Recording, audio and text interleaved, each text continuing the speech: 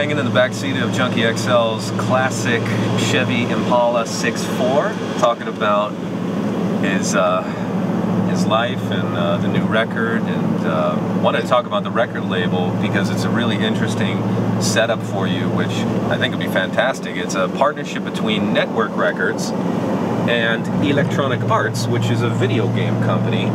Tell us about this new setup. You're the first signing for this new joint venture. Right. What I think is really interesting is that it is a joint venture between the two. At the end of the day, it's still a traditional record company, but their thoughts about, you know, the future of music, sharing of music, how music can be used in video games, movies and such, goes further than, you know, other record companies that I've worked with.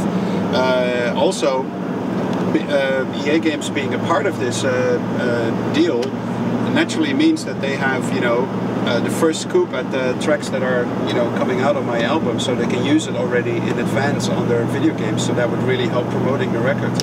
And video games are such an important, you know, way to communicate with fans and make new fans.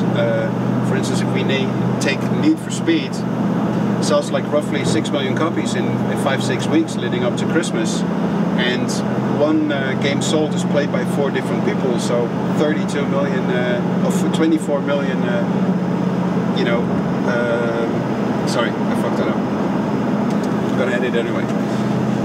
For instance, if you take Need for Speed, sold roughly 6 million copies over 6 weeks leading up to Christmas, and one game is played by 4 different people, roughly, means that 24 million people come in contact with Junkie XL music within 6 weeks. I mean, there's not one radio station or TV station that can do that for me.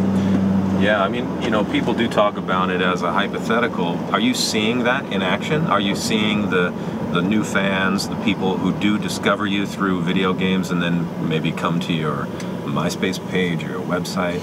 Yeah, I do, and it's funny that I signed up to Google Blogs, you know, so you get emails every time that, you know, your name pops up on a blog or on the internet in general. And the hits on Need for Speed alone are just absolutely ridiculous. And people talking about the music, sometimes they like it, and sometimes they don't like it.